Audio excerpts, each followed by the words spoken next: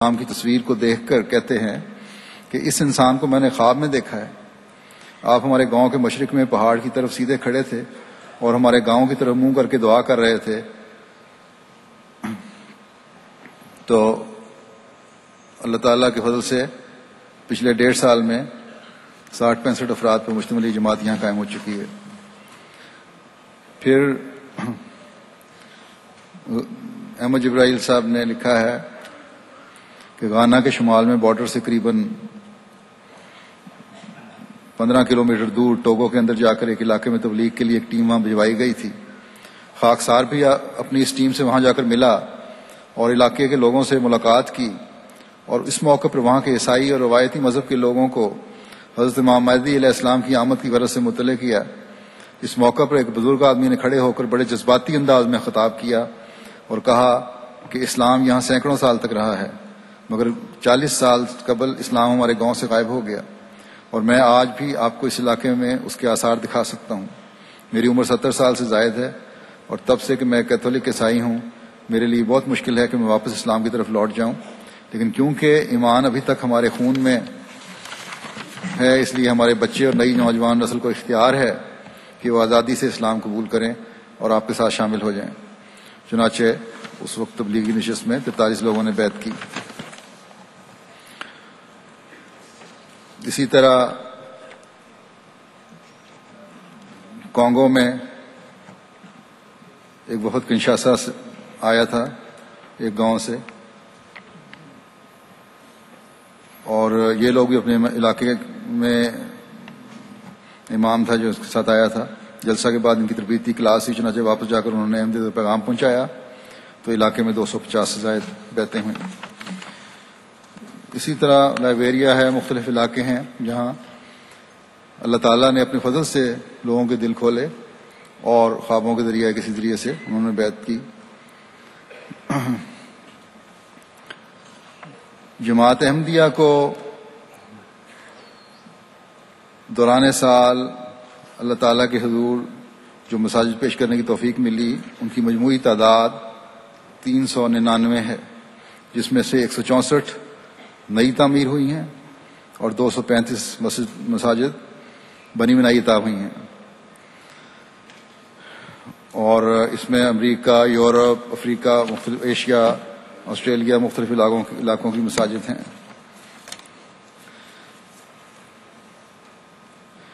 مختلف ممالک میں جماعت کی جہاں پہلی مسجد تعمیر ہوئی ہے ان میں چاڈ ہے، یہاں پہلی مسجد تعمیر ہوئی. کانگو برازیل میں جماعت احمدیہ کی پہلی مسجد تعمیر ہوئی. وینزویلا میں جماعت کو ملک کے جنوبی حصے میں میراکیبو کے علاقے میں پہلی مسجد تعمیر کی توفیق ملی، اور اس علاقے میں ایک تبلیغی پروگرام کے تحت 15 بیعتیں بھی ہوئیں.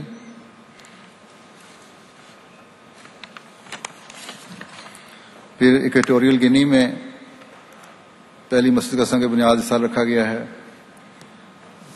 بولیویا میں ایک قطعہ زمین کے لیے خرید لیا گیا ہے مسجد کے لیے.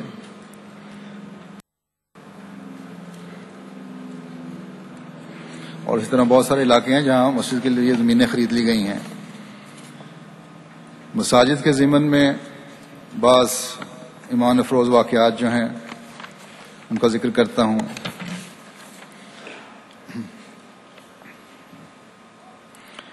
بوئی کون ریجن ہے ایک بینین میں،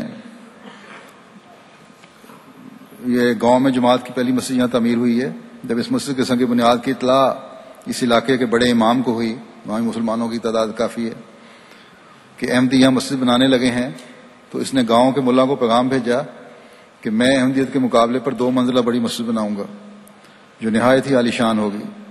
جب اس کا یہ دعویٰ وہاں کے تحصیلدار نے سنا، وہ بڑا عیسائی ہے لیکن شریف النفس ہے، تو اس نے کہا کہ اب چاہے یہ 10 منزلہ مسجد بنائے، پہلی مسجد تو اس علاقے میں جماعت احمدیہ کی ہے.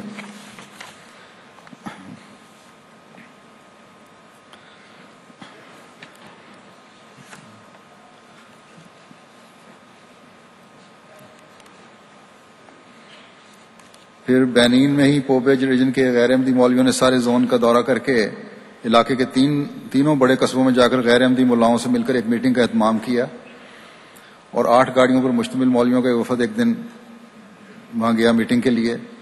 میٹنگ میں اس بات پر گفتگو ہوئی کہ احمدیت اس زور شور سے پھیلتی چلی جا رہی ہے، اور جماعت کی ترقیاتی منصوبوں، تربیتی کلاسز اور تعمیر مساجد کا ذکر کیا، اور پھر کہا کہ ہم کیا کریں کہ اسلام ترقی کرے، اسلام کو طاقت نصیب ہو اور احمدیت کا خاتمہ ہو۔ یہ مولویوں کے ارادے تھے۔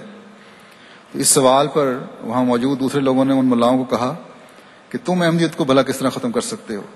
وہ لوگ تو دور دور دیہاتوں میں جا کر بھی مساجد تعمیر کرتے ہیں اور لوگوں کو قرآن اور اسلام کی تعلیم دیتے ہیں، اور اگر واقعہ میں تم ان کو ختم کرنا چاہتے ہو تو پہلے ان جیسے کام تو کرو، شہروں کے بجائے دور دراز علاقوں میں مساجد کی تعمیر کرو، بچوں کی اسلامی تعلیم کے لیے مدرسے قائم کرو، لوگوں کو یہ باور کراؤ کہ تم بھی اسلام کی ترقی کے لیے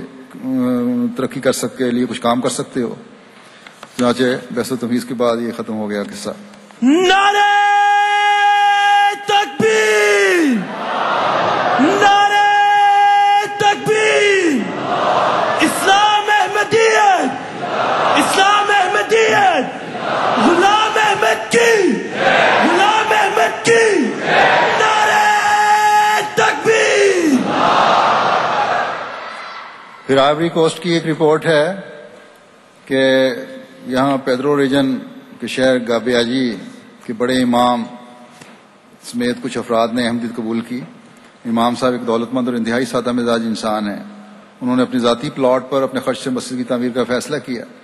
جب یہ بڑی پختہ مسجد تعمیر کے آخری مراحل میں تھی تو اس شہر کے ملاؤں نے امام کے پاس جا کر احمدیت کے خلاف باتیں کرنی شروع کر دیں، اور امام صاحب سے کہا کہ یہ مسجد احمدیوں کو نہ دیں، اور اگر آپ نے ایسا کیا تو شہر کے تمام مسلمان آپ کو بائیکاٹ کر دیں گے، اور اس کے علاوہ مالی نقصان کی دھمکیاں بھی دیں۔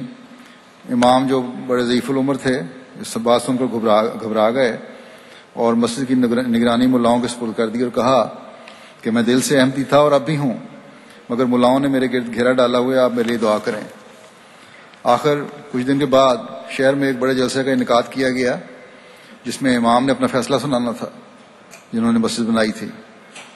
تو یہاں دعا کے لیے بھی مجھے لکھا انہوں نے کہ یہ حالات ہیں، امام کو ثبات عطا کرے اللہ تعالیٰ۔ چنانچہ رات کو شہر کی مین شاہراہ پر جلسہ منعقد ہوا، اور اللہ تعالیٰ کے فضل سے امام نے اس دن بڑی جرت سے حاضرین کے سامنے اپنے احمدی ہونے کا اعلان کیا اور مسجد کے کاغذات اور چابی جماعت کے سپرد کر دی۔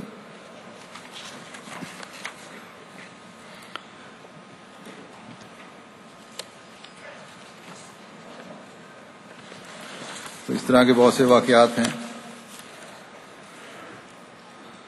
اور ہماری جماعت کی جو مساجد ہیں وہاں تو غیر جماعت جو ہیں وہ بھی آ کے